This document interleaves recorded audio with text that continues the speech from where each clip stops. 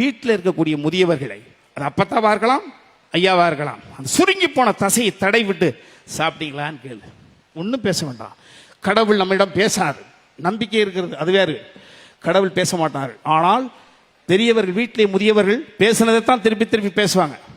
நம்ம அம்மா அப்பா வேலையினுடைய நிமித்தத்தில் என்ன சொல்லுவாங்க, எப்போ பார்த்தாலும் பேசுனதே பேசிக்கிட்டு. பாவம் பாவம். கிளப்பருவம் எய்தியவர்கள் எல்லாருமே நாம் அனைவரும் வயதின் அடிமைகள். 10 வயது படபடக்கிற வயது, 20 வயது இருப்பு கொள்ளாத வயது, 30 வயது முணுமுணுக்கிற வயது, 40 வயது நாயாக உழைப்பதற்கு தன்னை தயார்படுத்திக் கொள்ளும் வயது, 50 வயது அனுபவிக்க துடிக்கிற வயது, 60 வயது ஆசை மட்டும் படுகிற வயது, 70 வயது எண்ணத்தை செயல்படுத்த தடுமாறு வயது, 80 வயது எங்கும் தனியாக செல்லக்கூடாத வயது, 90 வயது தன் முகத்தை பிறர் பார்க்க அனுமதிக்க கூடாத வயது, 100 வயது கொடுமையான வயது. இதுதான் நாம் அனைவரும் வயதின் அடிமைகள். அந்த வயதுக்கு உட்பட்டு தான் நம்ம வாழ முடியும். அந்த வகையிலே வீட்டில் முதியவர்கள் வெளியில் போயிருக்க மாட்டாங்க, தொடர்பு கிடையாது, புதிய மனிதர்களை சந்திருக்க மாட்டாங்க. ஏற்கனவே அந்த ஸ்டோர்ஸ் ஆனது உள்ளுக்குள்ள இருக்கும். அதைத்தான் நேற்று பேசுறதா இன்னைக்கு பேசுவாங்க, இன்னைக்கு பேசுறதா நாளைக்கு பேசுவாங்க. குழந்தை எப்படி 5 வயசு ஆகிற பொழுது நேற்று ஒரே கேள்வி திருப்பி திருப்பி கேட்குது, அதை நம்ம ரசிக்கிறோம்ல, பதில் சொல்றோம்ல. அதே போல உங்க வீட்டில் இருக்கக்கூடிய முதியவர்களும் தினசரி 5 நிமிடம் பேசுங்க, போதும், வேற ஒண்ணுமே கிடையாது. முடிந்தால் அன்பு பிள்ளைகளே, இந்த கல்லூரி வளாகத்தை விட்டு வெளியே செல்கிற பொழுது அற்புதமான பதவிக்கு செல்வீர்கள், அற்புதமான வாழ்க்கை துணை கிடைக்கும், நிறைய விருதுகளை பெறுவீர்கள், நிறைய மாட மாளிகை கூட கோபுரம் கட்டுவீர்கள். அதெல்லாம் உங்களுக்கு முதலிவரும் நடக்கும், சந்தோஷமான நிகழ்வு நடக்கும். எல்லாத்தையும் மறந்துடுவீங்க. நான் சொல்ல போறது மட்டும் மறக்க முடியாது. உங்க வீட்டில் அப்பத்தா இருந்துச்சுன்னா, அன்பு பேரனே போங்க, அப்பத்தா தாத்தாவுக்கு உனக்கு எத்தனை முறை சண்டை நடந்தது.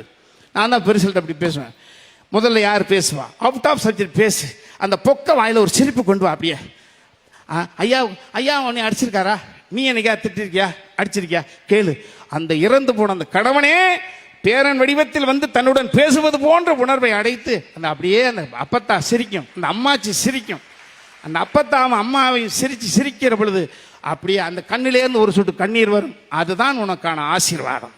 திருப்பதியில் கிடைக்கக்கூடிய பிரசாதத்தை விட 1000 மடங்கு அபரிதமானது கிழவன் கண்ணீரும் கிழவி கண்ணீரும் வரக்கூடிய அந்த என் பேரை என்னை சந்தோஷப்படுத்திதான், என் பேத்தி என்னை சந்தோஷப்படுத்திதான் சொல்லக்கூடிய அந்த ஆனந்த கண்ணீர். உங்கள் தாய், உங்க அப்பத்தா கிட்ட, உங்க தாத்தா கிட்ட ஒரு சொட்டு கண்ணீரை பார்த்து விடுங்கள். அன்பு பிள்ளைகளே, முடிந்தால் பேட்ஸ்மேன் கிளவிட்ட எப்ப பார்த்தான் பேட்ஸ்மேன் அப்படி சொல்லாதீங்க. பக்கத்தில் போங்க, அந்த அந்த பள்ளு சட்டை கழட்டுங்க, கழுவிட்டு மாட்டி விடுங்க. அம்மா அப்பாவுக்கு வேலை இருக்கும்.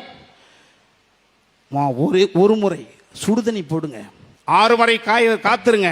ஒரு அப்பத்தாவையோ உங்க ஐயாவையோ உங்க தாத்தாவையோ ஒரு முறை குழந்தை போல் பாவித்து நிர்வாணப்படுத்தி குளிப்பாட்டி விட்டு துண்டை எடுத்து துவட்டிட்டு சாம்பிராணி மட்டும் போட்டுருங்க. சாகிற வரை இந்துதான் உங்களுக்கு முன்னால வந்துடும். உங்களுடைய வாழ்வினுடைய இறுதி கட்டத்தில் 80 வயதில் உங்களுக்கு ஆகும் மட்டமல்லாக்க படுத்துக்கொண்டு நினைவுகளை அசை போடுகிற பொழுது, நீ இளம் வயதில் அப்பத்தாவை தாத்தாவை குளிப்பாட்டிய அந்த உணர்வு கண்ணு முன்னால் வந்து நிற்கிற பொழுது கில்ட்டி, அந்த குற்ற உணர்வு என்பது உன்னிடமிருந்து காணாமல் போகும். ஆக ஒரு வயது முதிர்ந்த அப்பத்தாவை ஐயாவை நம்ம குளிப்பாட்டுகிற பொழுது நம்ம உடம்புக்குள்ளே என்ன வருது, ஒரு ரசாயன மாற்றம் வருது.